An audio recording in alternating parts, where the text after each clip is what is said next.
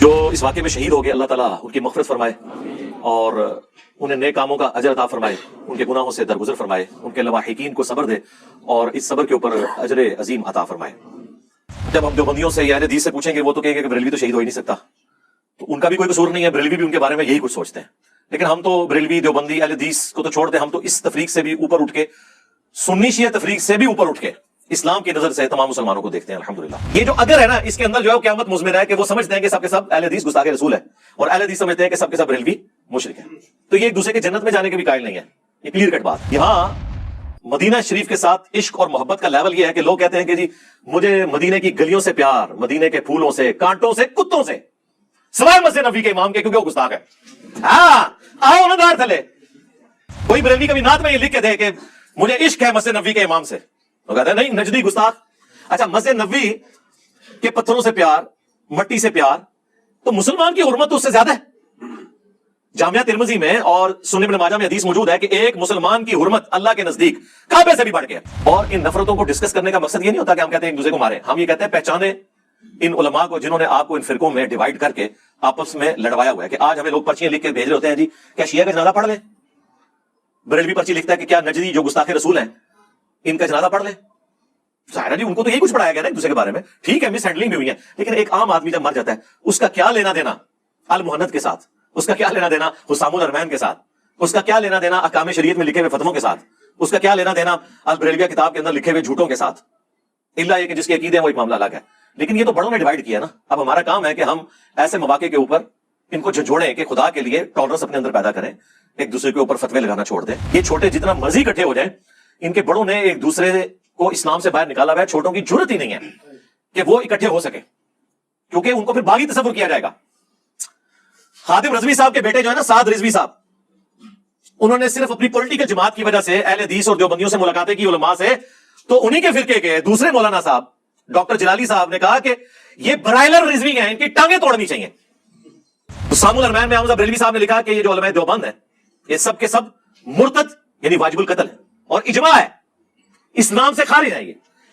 اس کے جواب میں جب المحنت علی المفند لکھی علماء دیوبند نے، انہوں نے کہا کہ احمد بریلوی اور ان کی پوری جماعت ایک شیطانی لشکر ہے جو ہم علماء دیوبند پہ حملہ آور ہوئی ہے، اور ساتھ لکھا رضی اللہ عنہم علماء دیوبند کے 14ویں صدی کے مولویوں کو، جیسا کہ شیاطین حملہ آور ہوتے تھے انبیاء کے اوپر۔ ان کا ہم انبیاء کے وارث ہیں اور یہ ان کافر شیاطین کے وارث ہیں، تو کافر کہہ دیا، کافر سے نیچے تو یہ بات نہیں کرتے۔ اور اہل حدیث کے بارے میں انہوں نے اسی المحنت میں لکھا کہ محمد بن عبد الوہاب اور ان کی پوری جماعت یہ تو خوارج کی ایک جماعت ہے، آج ریالوں کے چکر میں اکٹھے ہوئے ہیں، ادروائز ان کے بڑے ایک دوسرے کو اسلام سے نکالے بیٹھے ہیں۔ لیکن نبی صلی اللہ علیہ وآلہ وسلم نے فرمایا کہ اگر وہ کلمہ پڑھ دے تو پھر تو اسے قتل نہ کر، اور اگر تو نے اسے قتل کیا تو قتل کرنے کے بعد اللہ کے حضور وہ اس جگہ پر کھڑا ہوگا جہاں قتل کرنے سے پہلے تم کھڑے تھے، اور تم اس جگہ پہ کھڑے ہو جاؤ گے جہاں اس کے قتل ہونے سے پہلے وہ کھڑا ہوا تھا۔ بالکل ریورس، یہ ہے ٹالرنس کا لیول۔ یہاں تو ایک دوسرے مسلمان کو یہ بینیفٹ آف ڈاؤٹ دینے کے لیے تیار نہیں ہوتے۔ نبی علیہ السلام نے فرمایا جب اس نے کلمہ پڑھ لیا تھا پھر بھی تو نے اسے قتل کر دیا، کہ یا رسول اللہ ایسا ہی ہے۔ فرمایا کیوں؟ کہ یا رسول اللہ اس نے ڈر کے کلمہ پڑھا تھا۔ اللہ اکبر۔ آپ نے فرمایا تو نے اس کا دل چیر لیا تھا کہ وہ ڈر کے کلمہ پڑھ رہا ہے۔ اسامہ تو کیا کرے گا جب قیامت والے دن وہ شخص کلمہ پڑھتا ہوا اللہ کے حضور تیرے خلاف مقدمہ قائم کر دے گا؟ اسامہ تو کیا کرے گا؟ اسامہ تو کیا کرے گا؟ اسامہ تو کیا کرے گا؟ حضور یہ جملہ رپیٹ کرتے رہے حتیٰ کہ اسامہ کہتے ہیں کہ میرے دل میں خواہش ہوئی کہ آج سے پہلے میں کافر ہوتا، آج کلمہ پڑھ کے مسلمان ہوتا، کم از کم میرے نام اعمال سے ہی گناہ تو دھل جاتا۔ ہم پوچھتے ہیں اسامہ ابن زید نے کیوں نہیں کہا یا رسول اللہ غوث قطب ابدال جو ہیں وہ تو پوری کائنات کو دیکھیں گے، ہاں میں نے دل چیر لیا تھا، وہ تو اپنے مریدوں کے دلوں کے حال کو بھی جانیں گے، تو میں تو اتنے اعلیٰ درجے کا مسلمان ہوں، میں نے دل چیر لیا تھا۔ اس زمانے میں یہ عقیدے نہیں ہوا کرتے تھے۔ اس پہ پھر ہم بولتے ہیں نا کہ بابت شاہی کوئی نہیں، اگر صحابہ کرام کا یہ سٹیٹس ہے پھر برا لگتا تھا ہم نے اسے کمپلیٹ کیا۔ یہ دیکھیں آپ سامنے لکھا ہوا ٹیبل پہ کہ نبی کے جیسا ہے ہی کوئی نہیں، بابت شاہی کوئی نہیں۔ اب تو خیر یہ پوری آپ لوگوں نے غزلیں اس پہ لکھنی شروع کرتی ہیں۔ ہاں ایک سمجھ لو جنہوں کہہ دینا ایک ٹائٹل مل گیا انہوں نے اگے ٹوریا ہو ٹھیک ہے, علی کے جیسا ہے ہی کوئی نہیں, بنو امیہ تھے شاہ ہی کوئی نہیں, بڑھانے جو سارے ایک پاسے سارے اور رشتے رکھو جڑے قرآن و سنت تو ثابت نے, دوے پاسے انہاں دے کھڑے کیتے ہوئے رشتے, ٹھیک ہے, تو فٹ کریے پوری اسی بیر میں آپ پوری نظم لکھ دیں. الحمدللہ رب العالمین والصلاة والسلام علی سید الانبیاء والمرسلین وعلی آلہ واصحابہ اجمعین الی یوم الدین. الحمدللہ آج 31 جولائی 2022 کو سنڈے کے دن ہمارا یہ پبلک سیشن نمبر 54 منعقد ہونے جا رہا ہے. آپ کے سوالات یہ پرچیوں کی شکل میں میرے پاس آ چکے ہیں, لیکن انہیں ڈسکس کرنے سے پہلے ایک بڑا افسوسناک واقعہ ہمارے شہر میں ہوا 2 دن قبل. 29 جولائی 2022 کو جمعے کے دن جیلم میں ایک بڑی مسجد ہے, جہاں آپ سمجھ لیں چند ٹاپ کی جو 10 مساجد ہیں جہاں پہ گیدرنگ کے پوائنٹ آف ویو سے لوگ ہوتے ہیں, ان میں سے وہ ایک مسجد ہے. مسجد یہاں پہ مزار کے ساتھ بنی ہوئی ہے. جیلم کے ساتھ ملحقہ ایک گاؤں ہے کالا دے کے نام سے, اور وہاں پہ جو سلسلہ نقشبندیہ مجددیہ کے بزرگ دفن ہیں ان کا سلسلہ چل رہا ہے, اور یہی وہ سلسلہ ہے جہاں سے ہمارے خادم رضوی صاحب بھی بیعت تھے, اور فیصل آباد میں جو بریلوی بہت بڑے عالم دین ہیں سعید اسد صاحب, ان کی بیعت بھی یہیں سے ہے. ان کے والد صاحب جنہوں نے وہ آب کوثر کتاب لکھی, مفتی امین صاحب, وہ بھی یہیں سے بیعت تھے. اسی لیے آپ اگر ان کی مسجد میں جائیں تو محراب کے اندر لکھا ہوا ہے جہلم شریف, اپنا وہ سارا چونکہ ظاہر ان کے لیے تو شریف ہے نا, آپ ہماری وجہ سے بدماش ہو جائے تو لادہ بات ہے, تو ویسے تو شریفوں کے لیے تو شریف ہے. تو ادھر کافی بزرگ ہیں, ہماری بدماشی سے کوئی فرق نہیں پڑے گا, شریف ادھر بہت زیادہ ہیں الحمدللہ. بہرحال یہ تفنن کی بات اپنی جگہ, لیکن یہ ایک افسوسناک واقعہ ہے کہ جمعے کے دن نماز کے بعد جب لوگ سنت نوافل ادا کر رہے تھے, اسی دوران جو مسجد کا صحن ہے اس میں ایک ٹینٹ لگا ہوا تھا, کافی مہنگا, انہوں نے آلموسٹ 1 ملین پلس روپیز لگا کے انہوں نے واٹر پروف ٹینٹ لگایا ہوا ہے. آپ کو پتہ ہے بارش بہت زیادہ تھی, اور وہ ٹینٹ بھی ایسا ہے کہ اس کے اندر پانی جمع ہو جاتا ہے, نیچے لیکیج نہیں ہوتی, یا تو اس سے کوئی اینگل دیا ہو کہ ساتھ ساتھ پانی نکلتا رہے, لیکن وہ پانی جمع ہوتا رہا تو آپ سمجھ لیں ایک لینٹر جتنی وزن اس کا بن جائے گا پانی جمع ہو کے. ایک سائڈ تو پھر بھی اس کی مضبوط تھی جہاں پہ وہ باندھا ہوا تھا, دوسری سائڈ پہ انہوں نے جو مسجد کے اوپر چھوٹی سی دیوار ہوتی ہے نا, جسے آپ سمجھ لیں وہ چھوٹے چھوٹے انہوں نے مینار بنائے ہوتے ہیں مسجد کی خوبصورتی کے لیے, 2-2 فٹ کے 2.5 فٹ کے, اس کے ساتھ باندھا ہوا تھا. اب وہ بیچارے کہاں اتنا بڑا وزن لے سکتے تھے, جب وہ پانی بڑھ گیا تو وہ ساری کی ساری دیوار جو اوپر والی تھی وہ آلموسٹ آپ سمجھ لیں 70-80 فٹ سے بھی زیادہ بنتا ہے اس کا پورا سپین, بلکہ 100 فٹ سے بھی زیادہ ہے وہ. کیونکہ میں کافی عرصہ وہاں جمعہ پڑھتا رہا ہوں, جب میں ایف ایس سی میں تھا اس وقت 1994 کی میں آپ کو بات کر رہا ہوں. تو وہ سارے کا سارا دیوار والا پورشن نیچے گرا, جو لوگ وہاں پہ سنتیں نوافل ادا کر رہے تھے تو اتنی بلندی سے, آلموسٹ 3ری منزل کی بلندی سے, تو چھوٹا سا پتھر بھی گرے, اور اتنے بڑے بڑے پتھر گرے جن لوگوں کے سروں پہ لگے یا ریڑھ کی ہڈی کے اوپر.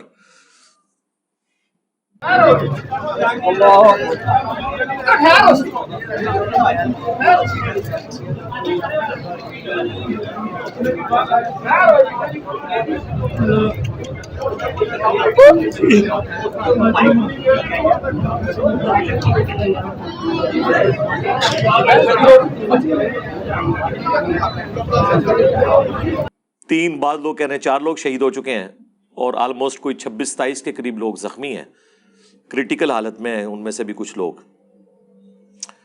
جو اس واقعے میں شہید ہو گئے, اللہ تعالیٰ ان کی مغفرت فرمائے اور انہیں نیک کاموں کا اجر عطا فرمائے, ان کے گناہوں سے درگزر فرمائے, ان کے لواحقین کو صبر دے اور اس صبر کے اوپر اجر عظیم عطا فرمائے. اور یہ شہید کی کیٹیگری میں آتے ہیں. اگرچہ یہی بات جب ہم دیوبندیوں سے یا اہل حدیث سے پوچھیں گے وہ تو کہیں گے کہ بریلوی تو شہید ہو ہی نہیں سکتا, تو ان کا بھی کوئی قصور نہیں ہے, بریلوی بھی ان کے بارے میں یہی کچھ سوچتے ہیں. لیکن ہم تو بریلوی, دیوبندی, اہل حدیث کو تو چھوڑ دیں, ہم تو اس تفریق سے بھی اوپر اٹھ کے سنی شیعہ تفریق سے بھی اوپر اٹھ کے اسلام کی نظر سے تمام مسلمانوں کو دیکھتے ہیں الحمدللہ۔ بخاری اور مسلم دونوں میں حدیث موجود ہے کہ اللہ کے محبوب صلی اللہ علیہ وآلہ وسلم نے فرمایا کہ میری امت میں 5 قسم کے لوگ جو ہیں وہ شہید ہیں۔ اللہ کی راہ میں جو شہید ہونے والا ہے وہ تو ٹاپ آف دا لسٹ ہے۔ نمبر 2، طاعون کے مرض میں مبتلا ہو کر مر جانے والا۔ نمبر 3، پیٹ درد کی بیماری سے۔ نمبر 4، کسی دیوار کے نیچے دب کے مر جانے والا، زلزلے کی حالت میں کوئی بلڈنگ گر گئی۔ اور نمبر 5، پانی میں ڈوب کر مر جانے والا، بشرطے کہ یہ سارے کام کرنے والے لوگ کسی پازیٹیو ایکٹیویٹی کے لیے جا رہے ہوں۔ یہ نہیں ہے کہ ایک بندہ سمندر کے اندر ہیروئن سمگلنگ کر رہا تھا لانچ کے تھرو اور وہ ڈوب گئی تو وہ شہید ہو جائے گا، نہیں، وہ غلط کام کر رہا تھا۔ نارمل کنڈیشن میں چاہے اچھے سفر کے اوپر تھا نیکی کے، چاہے مباح سفر کے اوپر تھا، غلط کام کوئی نہیں کر رہا تھا، تو یہ سب کے سب شہداء شمار کیے جائیں گے۔ اور اسی حدیث کی ایکسپلینیشن ایک اور حدیث سے ہوتی ہے، وہ حدیث سنن نبی داؤد کے اندر موجود ہے، سنن نسائی کے اندر موجود ہے، مشکات کے اندر بھی موجود ہے کہ اللہ کے محبوب صلی اللہ علیہ وآلہ وسلم نے اس حدیث میں 5 جو یہ بخاری اور مسلم کے لوگ آئے تھے، ان کے ساتھ 2 اور لوگوں کو بھی شہید ڈکلیئر کیا، ٹوٹل 7۔ ان میں سے ایک آگ میں جل کر مر جانے والا، اور دوسرا وہ عورت جو پریگنینسی میں ڈلیوری کے دوران شہید ہو جائے گی، وہ بھی اللہ کے حضور شہید لکھی جائے گی۔ اس کے علاوہ بھی احادیث کے اندر اور شہداء ہیں، لیکن یہ 7 جو ہے نا ٹاپ آف لسٹ ہیں۔ ان میں سے نمبر 1 اللہ کی راہ میں، نمبر 2 طاعون کے مرض میں، نمبر 3 پیٹ درد کی بیماری سے، نمبر 4 پانی میں ڈوب کر، نمبر 5 کسی دیوار کے نیچے آ کے، نمبر 6 آگ میں جل کے، اور نمبر 7 وہ عورت جو ڈلیوری کے دوران فوت ہو جاتی ہے۔ یہ سب کے سب اللہ کے حضور شہید لکھے جائیں گے۔ تو اس اعتبار سے وہ تو نماز بھی پڑھ رہے تھے، اللہ تعالیٰ ان کے لیے یہ شہادت جو ہوئی ہے، دنیا سے جانا تو ہر انسان نے ہے، کسی نے ایئر کریش میں مرنا ہے، کسی نے روڈ ایکسیڈنٹ میں مرنا ہے، کسی نے ہارٹ فیلئر سے مرنا ہے، کسی نے شیر کے پیٹ میں جا کے اس کی قبر بننی ہے، کسی کی سمندر میں قبر بن جانی ہے۔ دنیا سے ہر بندے کا ایگزٹ تو لکھا ہوا ہے، لیکن اچھی حالت میں انسان مرے، جو قرآن میں آیا وَلَا تَمُوتُنَّ إِلَّا وَأَنْتُمْ مُسْلِمُونَ، دیکھنا تمہیں موت نہ آئے مگر اس حال میں کہ تم اللہ کے تابع فرمان ہو کر مرنا۔ ویسے تو ہر شخص کی یہ خواہش ہوتی ہے کہ مجھے سجدے میں ہی موت آ جائے۔ سجدے میں اسی کو موت آئے گی جو نماز پڑھنے والا ہوگا۔ جس نے کبھی زندگی میں نماز ہی نہیں پڑھی، اللہ کو سیریس ہی نہیں لیا، اس کو سجدے میں کہاں سے موت آئے گی۔ اب ہمارے شہر کے اندر یہ ایک عبرت ناک واقعہ ہے، مین میڈیا کے اندر بھی یہ واقعہ آیا ہے۔ ایک شہر کے اندر اس طرح کا بڑا واقعہ، ایک ٹریجک ڈیتھ کا جو سین ہے، وہ پورے شہر کے لیے عبرت کا نشان ہوتی ہے اللہ کی طرف سے کہ لوگ آخرت کے معاملے میں اپنے آپ کو سیریس کر لیں۔ اچھا، اسی طریقے سے ایک شہر میں بہت بڑے لیول کی جو ڈیتھ ہے، وہ پورے کے پورے اس صوبے کے لیے عبرت کا نشان ہے۔ ایک صوبے میں ایک بہت بڑی ڈیتھس کا ہونا، جس طرح کہ 8 اکتوبر 2005 کو پاکستان میں بہت بڑا زلزلہ آیا تھا، آپ کو پتہ ہے، جس میں آلموسٹ 1.5 لاکھ لوگ شہید ہو گئے تھے۔ وہ ایک ملکی کیا انٹرنیشنل لیول کے اوپر بہت بڑی ڈیٹرنس ہے اللہ تعالیٰ کی طرف سے کہ انسان اپنی موت کو سیریس لے۔ ہر شخص نے اپنے وقت کے اوپر دنیا سے چلے جانا ہے، لیکن جانے والے لوگ جو دنیا میں باقی ہیں ان کے لیے عبرت چھوڑتے ہیں کہ آپ مرنے سے پہلے اپنی آخرت کی تیاری کر لو۔ اکثر لوگ یہ بھی پوچھتے ہیں کہ جی زلزلے میں اتنے لوگ مر گئے، ان کا کیا قصور تھا؟ 1.5 لاکھ لوگ مر گئے، چھوٹے چھوٹے بچے شہید ہو گئے۔ بھائی 1.5 لاکھ لوگ تو ویسے ہی روزانہ مرتے ہیں۔ 1 گھنٹے میں 6000 لوگ عام حالت میں بھی دنیا سے کوچ کر جاتے ہیں، جو اسٹیٹسٹیکل ڈیٹا ہے ہمارے پاس۔ تو 1.5 لاکھ بنتا ہے آلموسٹ 24 گھنٹے میں۔ اور ان 1.5 لاکھ میں بھی سمجھ لیں 30 سے 40 ہزار مسلمان ہوتے ہیں. آلموسٹ 1.25 ارب تو ہماری آبادی ہو چکی ہے نا. لیکن وہی بات ہے کہ بلے شاہ اسی مرنا نہ ہی گور پیا کوئی اور. وہ 40,000 میں نہیں نظر آتا کہ کوئی میرا نمبر بھی لگ سکتا ہے. 40,000 بہت بڑا فگر ہے روز کا دیکھا جائے تو. پر یہ ایک سلسلہ اللہ نے رکھا ہوا ہے. تو وہ 1.5 لاکھ بندہ تو ویسے ہی مرتا ہے. لیکن اگر ایک دن میں اللہ تعالیٰ 1.5 لاکھ بندے کو اکٹھا کسی ایریے سے اٹھا لے تو لوگ کہتے ہیں یار اتنا بندہ مر گیا. اسکیٹرڈ فارم میں تو روزانہ اتنے لوگ مر رہے ہوتے ہیں. لیکن اس طرح کے واقعات اللہ تعالیٰ عبرت کے لیے رکھتا ہے تاکہ لوگ اپنی آخرت کی تیاری کریں اور اس طرح کے ایشوز کو سیریس لیں. صرف یہ نہیں ہے کہ کفِ افسوس مل لیں یا دعائے مغفرت کر دیں اور اسی کے اوپر اکتفا کریں، نہیں، بلکہ اس سے عبرت بھی حاصل کریں. باقی جو میں نے شروع میں بات کی تھی تکلیف کے حوالے سے، تو بخاری اور مسلم دونوں میں حدیث ہے کہ تمام مسلمان ایک جسم کی مانند ہے. اگر جسم کے کسی ایک حصے میں تکلیف ہوتی ہے تو پورا جسم اس کی تکلیف کو محسوس کرتا ہے. پھر نبی علیہ السلام نے اس میں بالکل کلیئر کیا کہ باہمی اخوت، بھائی چارے، محبت، یہ سارے کے سارے رشتے گنوائے. ان تمام رشتوں میں تمام مسلمان ایک جسم کی مانند ہیں. اگر جسم کے ایک حصے میں تکلیف ہو تو پورا جسم اس کی تکلیف کو محسوس کرتا ہے. اور مسلم شریف میں تو آگے بھی الفاظ موجود ہیں. نبی علیہ السلام نے مثال دے کر سمجھایا کہ اگر آنکھ میں تکلیف ہو یا سر میں تکلیف ہو تو پورا جسم رات کاٹ کے گزارتا ہے اس تکلیف کی وجہ سے. تو اس طرح ایک مسلمان کی تکلیف دوسرے مسلمان کو محسوس کرنی چاہیے.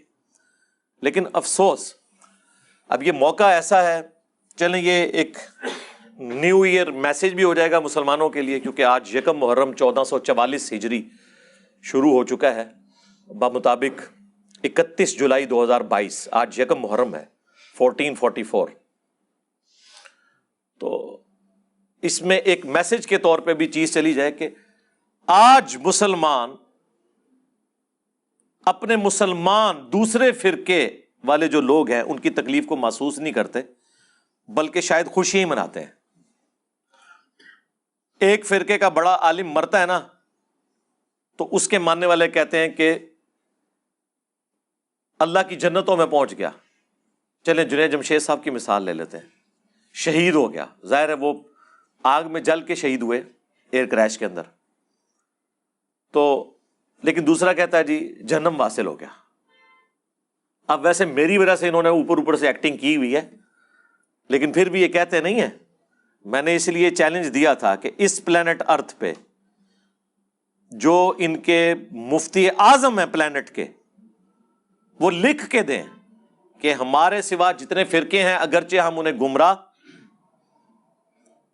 بدعتی، گستاخ، بد مذہب سمجھتے ہیں، لیکن ہے ہمارے مسلمان بھائی. جن عقیدوں پہ ہیں انہی پہ اگر وہ مر گئے ایک نہ ایک دن اللہ کا عذاب بھگتنے کے بعد جنت میں کلمے کی برکت سے چلے ہی جائیں گے. تو آپ کو کوئی بریلوی بڑا عالم یہ لکھ کے دیوبندی اہل حدیث شیعہ کے بارے میں نہیں دے گا، کوئی دیوبندی بریلوی اہل حدیث کے بارے میں نہیں دے گا، کوئی اہل حدیث بریلوی دیوبندی شیعہ کے بارے میں نہیں دے گا. ہاں ایکٹنگ کرنے کے لیے جس طرح ایک وہ گلے پھاڑنے والے مولوی نے کہا تھا کہ جا تیری اس بات کا بھی جواب میں نے دیا کہ کوئی بریلوی ہو، کوئی دیوبندی ہو، کوئی اہل حدیث ہو، اگر اللہ کے ساتھ شرک نہ کرتا ہو. ہم دیوبندیوں کو بھی مسلمان سمجھتے ہیں، بریلویوں کو بھی سمجھتے ہیں. جا دفع ہو جا، آج کے بعد اب دین کی بات نہ کر. جا تیرے اس چیلنج کا بھی جواب دیتا ہوں. کوئی بریلوی ہو، کوئی دیوبندی ہو، کوئی اہل حدیث ہو، اگر انہوں نے اللہ کی ذات کے ساتھ شرک نہ کیا ہوگا اپنے گناہوں کو بھگت کے جنت میں چلا جائے گا.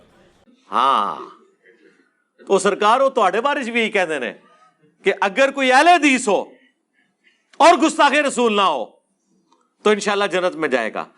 یہ جو اگر ہے نا اس کے اندر جو ہے وہ قیامت مضمر ہے کہ وہ سمجھتے ہیں کہ سب کے سب اہل حدیث گستاخ رسول ہیں اور اہل حدیث سمجھتے ہیں کہ سب کے سب بریلوی مشرک ہیں. تو یہ ایک دوسرے کے جنت میں جانے کے بھی قائل نہیں ہے. یہ کلیئر کٹ بات ہے. اگلے دن فی البدی میرے دماغ میں وہ جیسے آپ کو پتہ ہے کوئی نہ کوئی آمد ہو جاتی ہے، تو اگلے دن میرے دماغ میں یہ آمد ہوئی. میں نے اپنے پبلک سیشن میں بھی یہ بات کی کہ یہاں مدینہ شریف کے ساتھ عشق اور محبت کا لیول یہ ہے کہ لوگ کہتے ہیں کہ جی مجھے مدینے کی گلیوں سے پیار، مدینے کے پھولوں سے، کانٹوں سے، کتوں سے، سوائے مسجد نبوی کے امام کے، کیونکہ وہ گستاخ ہے۔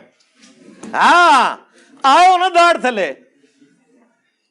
کوئی بریلوی کبھی نعت میں یہ لکھ کے دے کہ مجھے عشق ہے مسجد نبوی کے امام سے، وہ کہتے ہیں نہیں نجدی گستاخ۔ اچھا مسجد نبوی کے پتھروں سے پیار، مٹی سے پیار، تو مسلمان کی حرمت تو اس سے زیادہ ہے۔ جامعہ ترمذی میں اور سنن ابن ماجہ میں حدیث موجود ہے کہ ایک مسلمان کی حرمت اللہ کے نزدیک کعبے سے بھی بڑھ کے ہے نا؟ تو مسلمان کے ساتھ کیوں نہیں پیار؟ نہیں ہے، اس لیے کہ وہ اس کے فرقے کا نہیں ہے، وہ دوسرے فرقے کا ہے۔ یہ نفرتیں ہیں، اور ان نفرتوں کو ڈسکس کرنے کا مقصد یہ نہیں ہوتا کہ ہم کہتے ہیں ایک دوسرے کو ماریں، ہم یہ کہتے ہیں پہچانیں ان علماء کو جنہوں نے آپ کو ان فرقوں میں ڈیوائیڈ کر کے آپس میں لڑوایا ہوا ہے۔ کہ آج ہمیں لوگ پرچیاں لکھ کے بھیج رہے ہوتے ہیں جی کیا شیعہ کا جنازہ پڑھ لیں، بریلوی پرچی لکھتا ہے کہ کیا نجدی جو گستاخ رسول ہیں ان کا جنازہ پڑھ لیں۔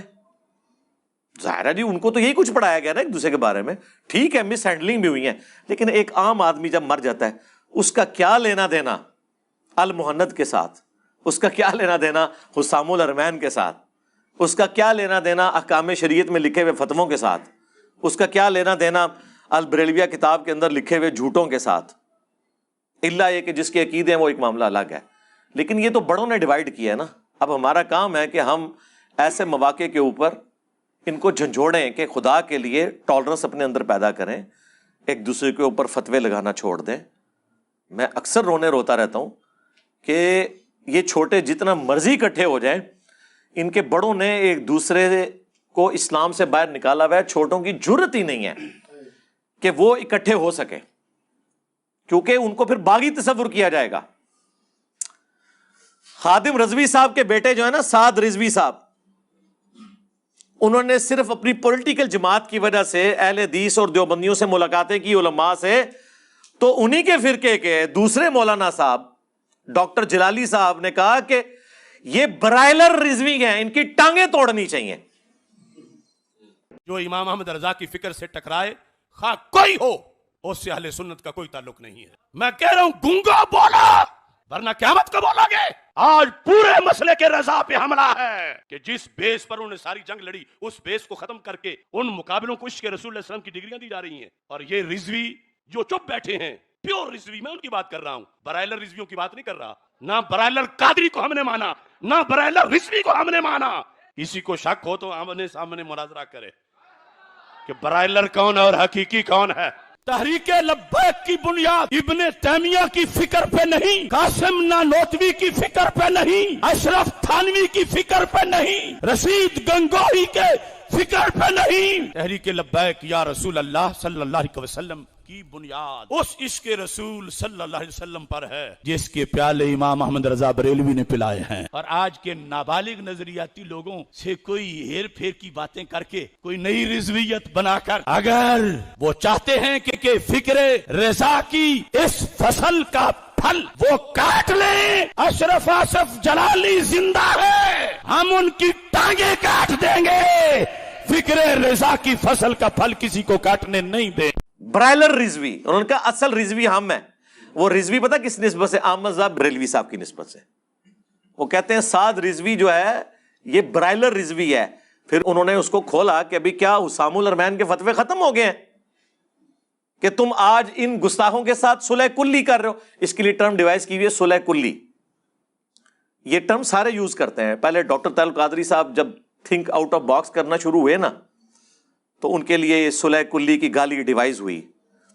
اسی طریقے سے مولانا طارق جمیل صاحب جب ساری جگہوں پہ جانا شروع ہوئے تو ان کو صلح کلی کہ آپ نے تمام سے صلح کرنی ہے۔ اندازہ کریں، اس کو وہ گالی سمجھتے ہیں، ایک پازیٹیو ورڈ ہے، اس کو گالی سمجھتے ہیں۔ اب ان سے کوئی پوچھے کہ اللہ تعالیٰ تو قرآن حکیم میں سورہ آل عمران میں جتنے آسمانی مذاہب ہیں انہیں صلح کلی کی دعوت دیتا ہے کامن ایجنڈے کے اوپر۔ قل یا اہل الکتاب تعالوا الی کلمۃ سواء بیننا وبینکم الا نعبد الا اللہ۔ آؤ اہل کتاب، جیوز اور کرسچنز، ہم اور تم بھی اس ایک بات پہ اکٹھے ہو جاتے ہیں کہ ہم اللہ کے سوا کسی کی عبادت نہ کریں. یہ ہماری کامن ٹرم ہے. جتنے بھی آسمانی مذاہب ہیں وہ ابراہیمی دین کے ماننے والے ہیں.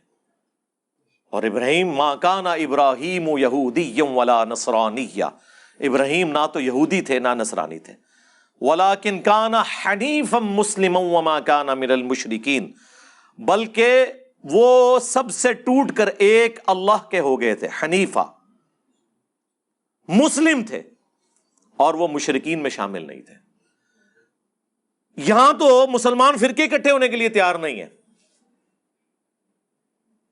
حسام الحرمین میں حمزہ بریلوی صاحب نے لکھا کہ یہ جو علماء دیوبند ہیں یہ سب کے سب مرتد یعنی واجب القتل ہیں، اور اجماع ہے اسلام سے خارج ہیں یہ.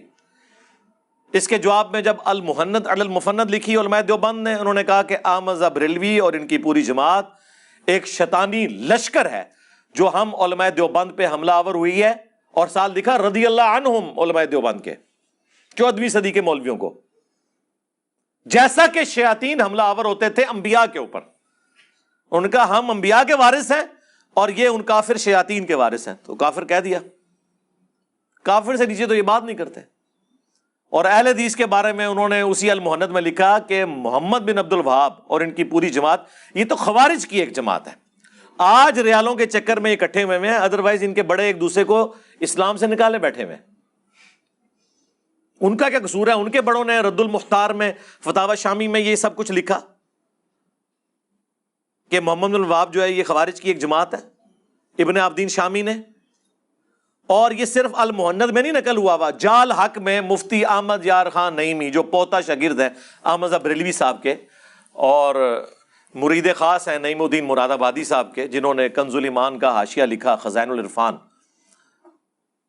انہوں نے جال حق کے مقدمے میں لکھا ہوا ہے کہ یہ وہابی جو ہیں وہ خوارج کی ایک جماعت ہے. 24 نمبر وہابی، وہ کہتے ہیں وہابی کے حروف ابجد 24 ہے، 24، اور گدھ کے بھی 24 ہیں. جیسے گدھ گوشت خور ہے، وہابی ایمان خور ہے. ہاں جی جی جی جی. بریلوی دیوبندی اہل حدیث ایک تسبیح میں پرویا ہوا اتحاد ہو چکا ہوا ہے. ہمارے مطالبات آپ کے سامنے ہیں. ہم آپ کو بارہا یہ کہہ چکے ہیں کہ اہل حدیث دیوبندی اور بریلوی اتحاد ایک تسبیح کی طرح ہو چکا ہے، ایک قوت اور طاقت بن چکا ہے. نہیں، کبھی بھی نہیں ہو سکتا. او سنجے داتا لئی نہیں، ٹھیک ہے، یہ وہی نہیں ہے. ٹھیک ہے، رکو ذرا، صبر کرو. تمہارے بڑوں نے ایک دوسرے کو اسلام سے باہر نکالا ہوا ہے، یہ کبھی تسبیح میں نہیں پروئے جائیں گے. اگر نہیں یقین آتا تو یاد کرو بابا جی کو. چھڑ دیو وہابیاں دی اذان دا کی احترام، یہ تے سوراں دے سور نے. ہاں بادشاہی مسجد کے باہر کہنا انہاں بڑیاں دا اخلاص منگو تو بڑے بڑے لوگ ہم گداواں نو خیر پا ہی دیں گے. چلو جی چلیے. او بھابیاں دی اذان اے تے کڑا تے اے تے سور دے سور ہیں. چلو چلیے.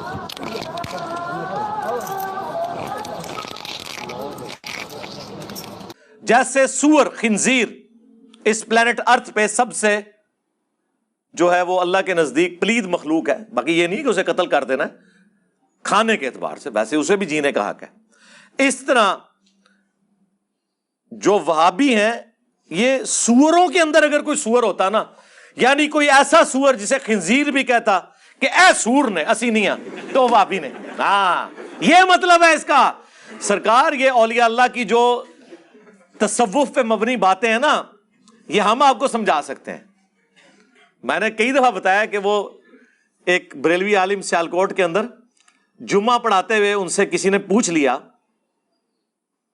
کہ بتائیں کہ آپ دیوبند کو بھی وہابی کہتے ہیں، اہل حدیث کو بھی وہابی کہتے ہیں، تو ان میں فرق کیا ہے؟ انہوں نے کہا کہ فرق یہ ہے کہ کتا کبھی دیکھا ہے؟ انہوں نے کہا ہاں. ان کا ایک کتا ہوتا ہے جس کے 2 کان ہوتے ہیں، ہاں وہ ہے دیوبندی، اور جس کے کان کاٹ دیے جائیں وہ وہابی ہے.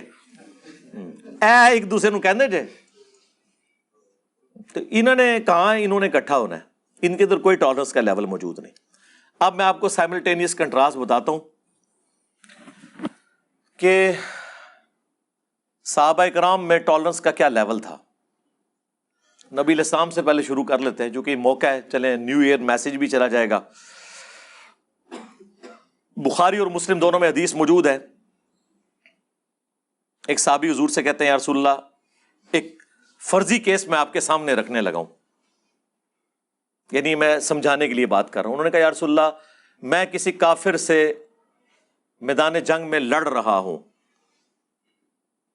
دو بدو لڑائی ہو رہی ہے، اسی دوران وہ کافر میرے اوپر وار کرے اور میرا ایک ہاتھ بھی کاٹ دے، اور تھوڑی دیر بعد وہ میری تلوار کے نیچے آئے اور وہ کلمہ پڑھ دے، تو میں اسے قتل کر دوں؟ تو ظاہر آپ نے تو کہنا چاہیے کر، بدلہ لا، آپ نے یہی کہنا تھا نا۔ لیکن نبی صلی اللہ علیہ وآلہ وسلم نے فرمایا کہ اگر وہ کلمہ پڑھ دے تو پھر تو اسے قتل نہ کر، اور اگر تو نے اسے قتل کیا تو قتل کرنے کے بعد اللہ کے حضور وہ اس جگہ پر کھڑا ہوگا جہاں قتل کرنے سے پہلے تم کھڑے تھے، اور تم اس جگہ پہ کھڑے ہو جاؤ گے جہاں اس کے قتل ہونے سے پہلے وہ کھڑا ہوا تھا۔ بالکل ریورس، یہ ہے ٹالرنس کا لیول۔ یہاں تو ایک دوسرے مسلمان کو یہ بینیفٹ آف ڈاؤٹ دینے کے لیے تیار نہیں ہوتے۔ اسی کی ایکسپلینیشن وہ اسامہ ابن زید والی حدیث ہے، وہ بھی بخاری اور مسلم دونوں میں موجود ہے۔ اسامہ ابن زید کہتے ہیں، ان سے تو پریکٹیکلی یہ کام ہو گیا، وہ کہتے ہیں ایک جنگ کے دوران جب ایک کافر میری تلوار کے نیچے آیا تو اس نے ڈر کے کلمہ پڑھ دیا، انہوں نے تو یہی اسیس کیا، میں نے اسے قتل کر دیا۔ بعد میں دل میں گلٹ تھا، قلق محسوس کیا، کسی دن حضور کا موڈ ٹھیک دیکھ کے تو انہوں نے اپنی عرضی ڈال دی، یا رسول اللہ اس طرح ایک جنگ کے دوران ایک کافر جب میری تلوار کے نیچے آیا تو اس نے کلمہ پڑھ دیا۔ تو نبی علیہ السلام نے فرمایا جب اس نے کلمہ پڑھ لیا تھا پھر بھی تو نے اسے قتل کر دیا؟ کہ یا رسول اللہ ایسا ہی ہے۔ فرمایا کیوں؟ کہ یا رسول اللہ اس نے ڈر کے کلمہ پڑھا تھا۔ اللہ اکبر۔ آپ نے فرمایا تو نے اس کا دل چیر لیا تھا کہ وہ ڈر کے کلمہ پڑھ رہا ہے۔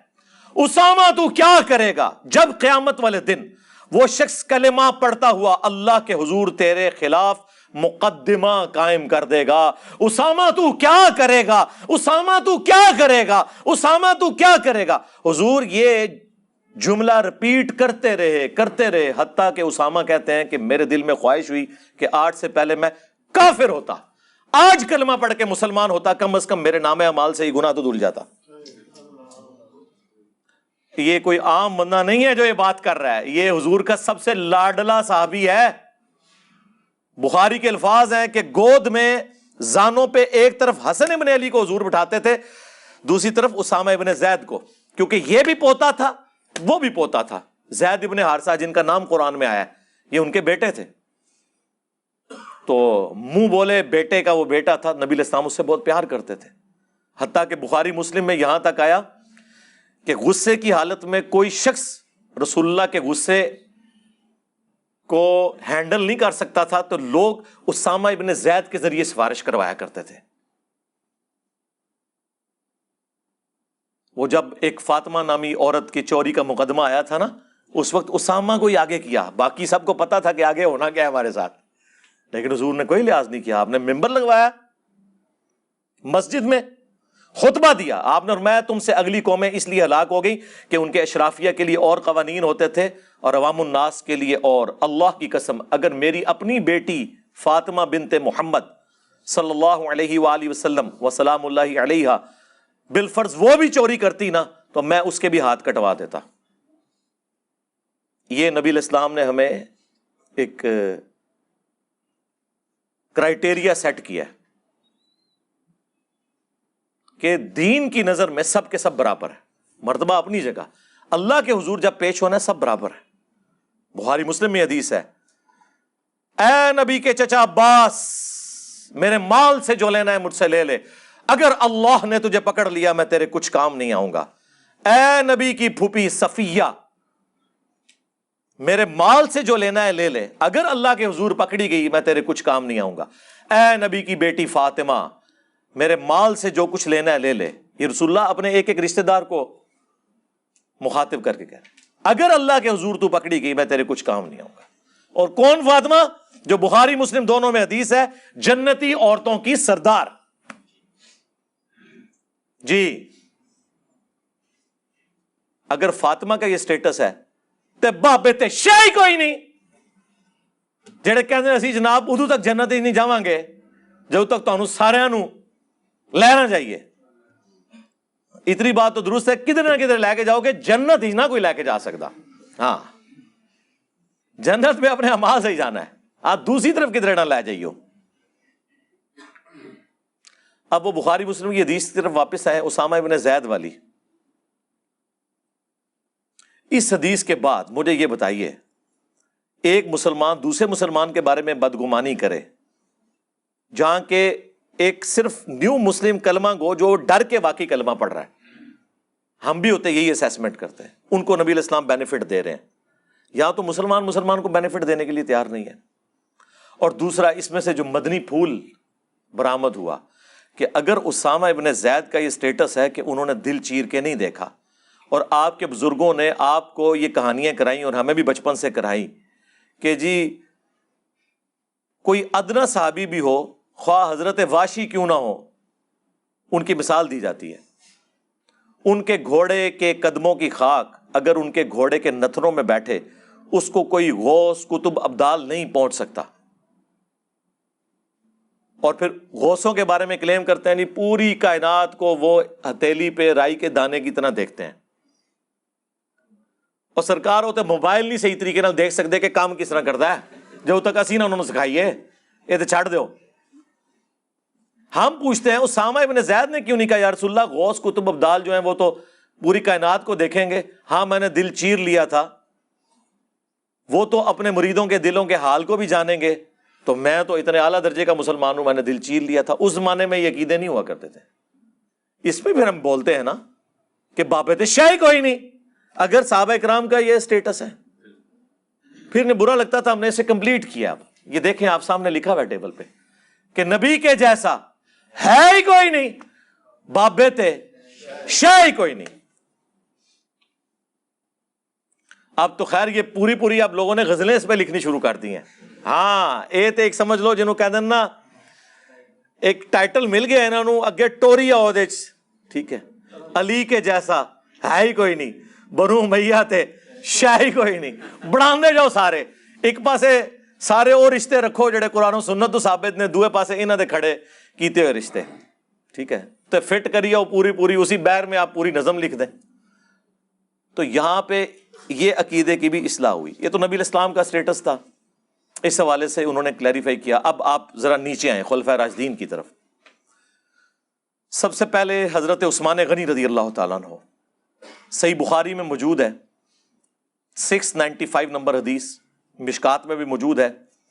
جب بلوائیوں نے انہیں محصور کر دیا گھر تک اور وہ مسجد نبوی میں آ کر امامت نہیں کروا سکتے تھے، تو اصحاب میں سے کچھ لوگ حاضر ہوئے، کہا اے امیر المومنین ہمارے امام تو آپ ہیں. ظاہر ہے اس وقت امام مسجد بھی وہی ہوتا تھا جو ان کے پولیٹیکل لیڈر امام ہوتے تھے خلفائے راشدین.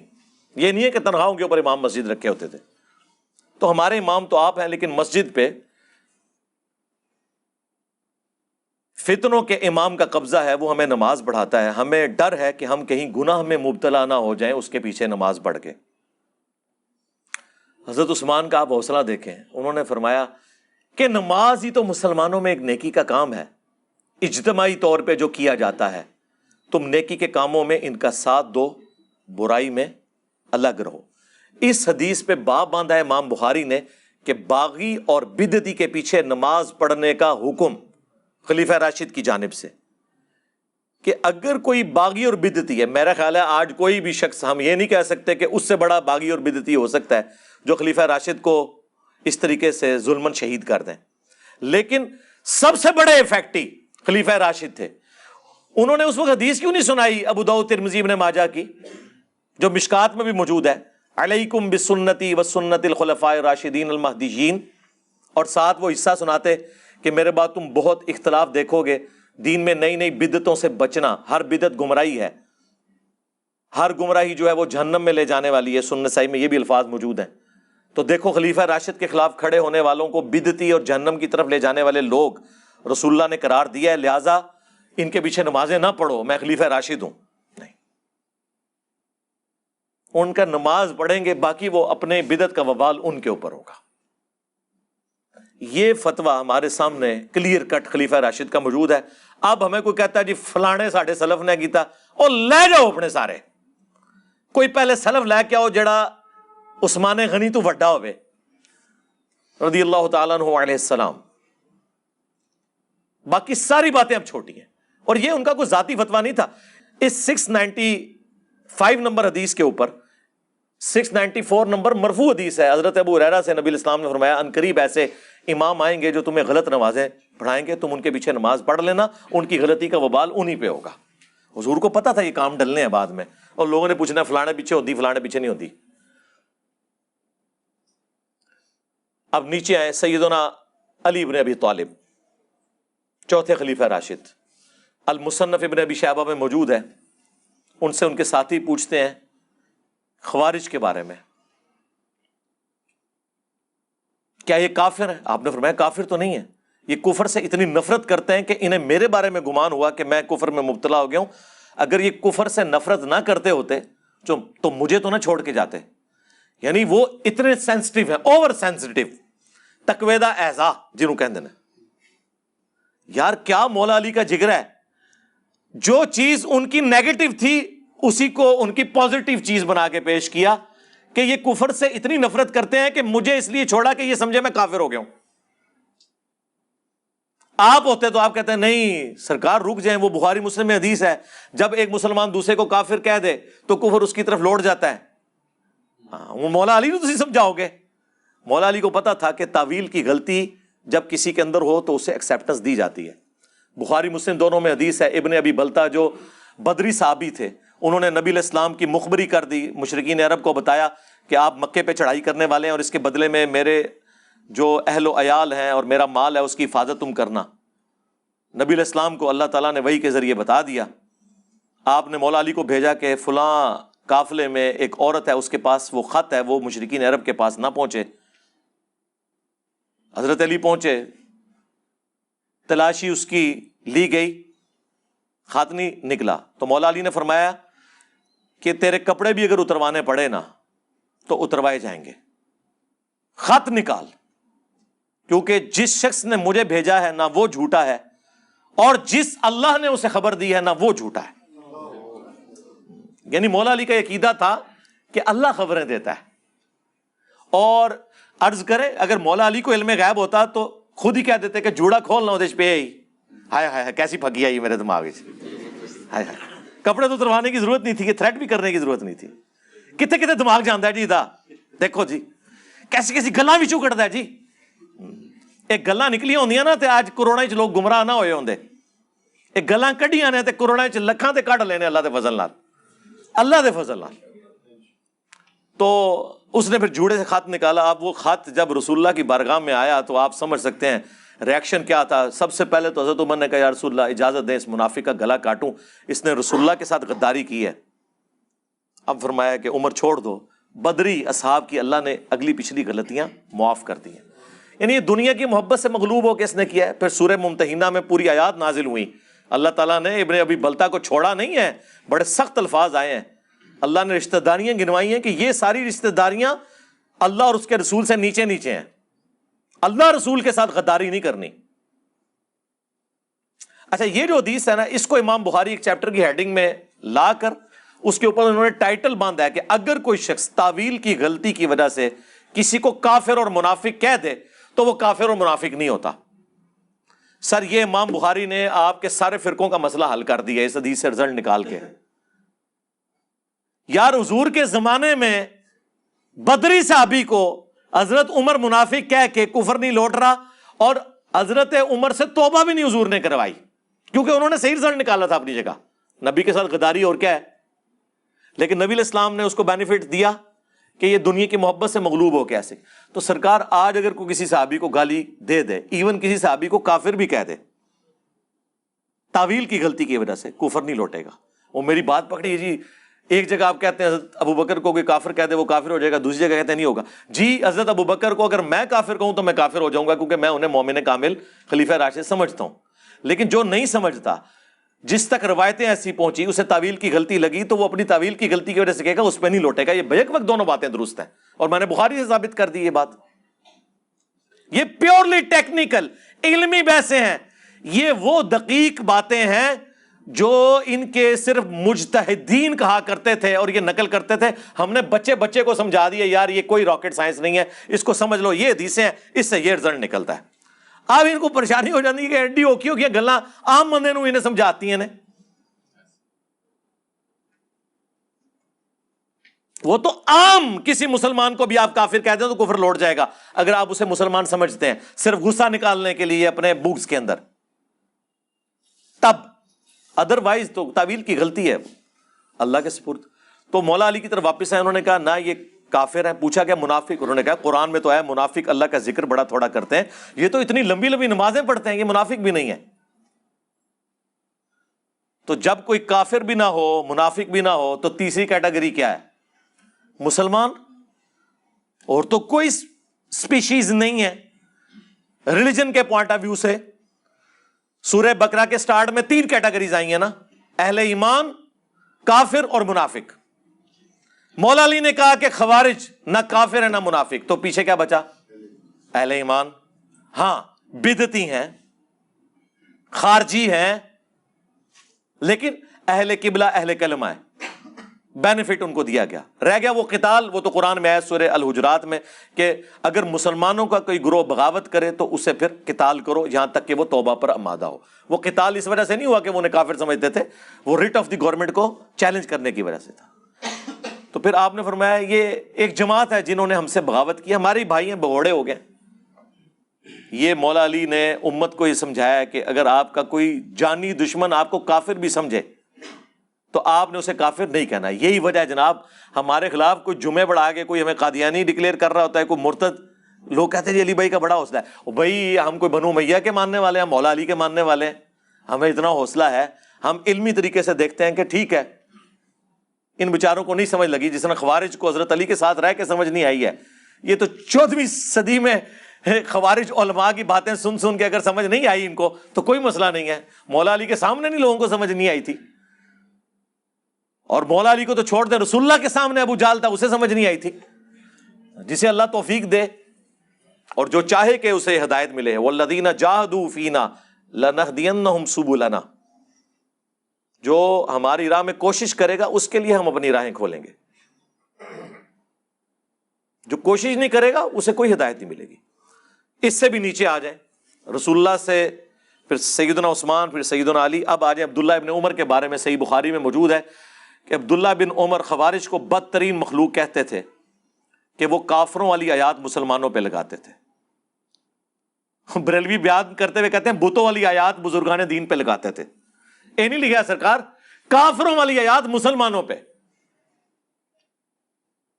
جو کافروں کے بارے میں آیات تھی وہ صحابہ پہ لگاتے تھے.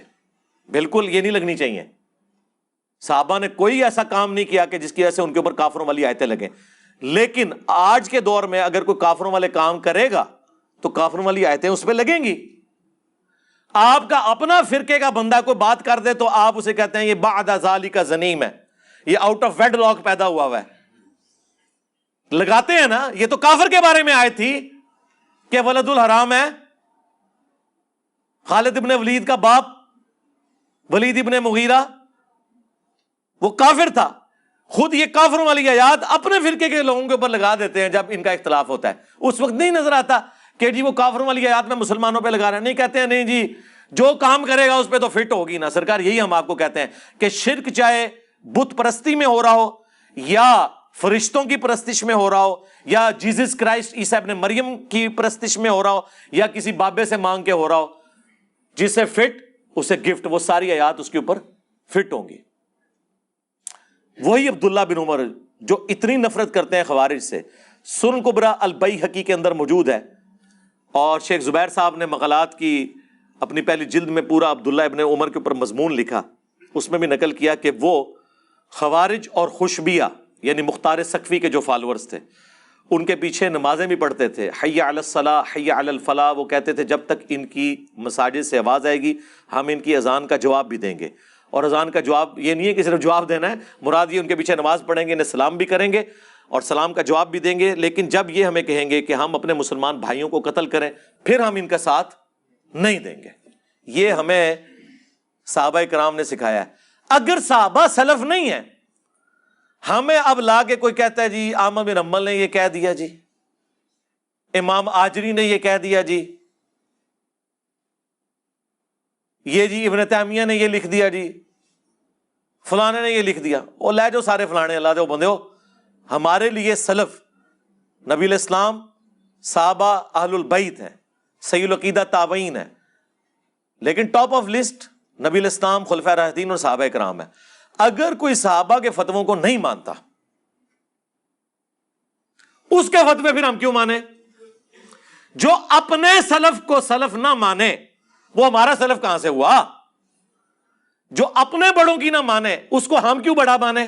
ہم تو بڑا اسے مانیں گے جو نبی الاسلام کو، خلفائے راشدین کو، صحابہ کرام کو بڑا مانے اور ان کی باتیں مانے. خالی یہ تو نہیں ہے کہ اس کا نام جو ہے وہ مشرق سے شروع ہو کے مغرب میں ختم ہوتا ہے تو بڑا ہو جائے گا. اس طرح سے نہیں ہو جاتا بڑا. کوئی بڑا اپنے اعمال اور کردار سے ہوگا. دیکھیں ہم کسی بھی دینی پیشوا کی عزت کیوں کرتے ہیں کہ یار یہ اللہ اور اس کے رسول کی طرف ہمیں بلاتا ہے، ہمیں اللہ اور اس کے رسول کی باتیں بتاتا ہے. اگر وہ اللہ رسول کی باتوں سے انکار کرے، حدیثوں سے آنکھیں بند کر لے، تو پھر اس کی عزت تو خود بخود ختم ہوگی. وہ بڑا تو بڑا رہا ہی نہیں. اس کے فتوے وہ اپنے پاس رکھے، روزانہ شیشے میں سامنے رکھ کے اپنی شکل بھی دیکھے، اپنے فتوے بھی دیکھے. ہاں ہمیں نہ دکھائے. اب بخاری کی حدیث 2812 اور 447 اور مسلم شریف میں بھی 7320 سے لے کے آنورڈ 3-4 ترک کہ عمار کو ایک باغی جماعت قتل کرے گی، عمار انہیں اللہ اور جنت کی طرف بلا رہے ہوں گے، وہ جماعت جہنم کی طرف بلا رہی ہوگی. اس حدیث کے مقابلے پہ کوئی کہے کہ جی فلانے نے آیا کتاب، او لے جاؤ فلانے اپنے. رسول اللہ کا فرمان. تو آپ نے جس کا کلمہ پڑھا ہے نا اس کی قبر مدینے میں ہے صلی اللہ علیہ وآلہ وسلم. اس کے بعد سب کے سب امتی ہیں، امتی ہونے میں سب کا احترام ہوگا اس وقت تک جب تک وہ قرآن و سنت کا احترام کریں گے. جیسے ہی وہ قرآن و سنت سے بغاوت کریں گے تو ہم کیا کہیں گے؟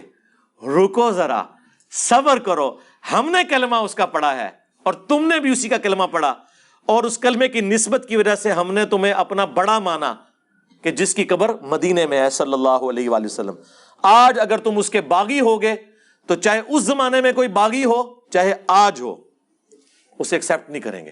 یار وہ باغی ہیں نا جن کے بارے میں بخاری مسلم میں حدیث ہے کہ میرے حوض کوثر پہ لوگ لائے جائیں گے اور میں کہوں گا اصحابی اصحابی، یہ میرے ساتھی ہیں، میرے صحابہ ہیں. تو مجھے فرشتے بتائیں گے آپ کو نہیں پتا یا رسول اللہ آپ کی وفات کے بعد یہ دین سے الٹے قدم پھر گئے تھے اور انہوں نے دین میں بدعتیں جاری کر دی تھی. تو آپ فرماتے ہیں میں کہوں گا سحقن سحقن لمن غیر بعدی، سحقن سحقن لمن بدل بعدی. ان پہ پھٹکار ہو، ان کو مجھ سے دور کر دو جنہوں نے میرے مرنے کے بعد میرے دین کو بدل دیا. اور بخاری میں الفاظ ہیں، عبداللہ ابن عباس کہتے ہیں یہ وہ لوگ ہوں گے جن کے خلاف حضرت ابوبکر نے قتال کیا. جی اب مجھے بتائیں حضرت ابوبکر کے دور میں جو مرتد ہو کے رسول اللہ کا راستہ چھوڑ گئے وہ نبی الاسلام کی زندگی میں کیا تھے؟ صحابی. مسلمان نہیں سر، نہ صحابی. حضور نے صحابیت کی حالت میں انہیں دنیا سے چھوڑا ہے. حضور کو آخرت میں جا کے پتا چلے گا انہوں نے بعد میں کام ڈالا ہے. یہ اتنا سادہ معاملہ نہیں ہے جس طرح آپ سمجھتے ہیں.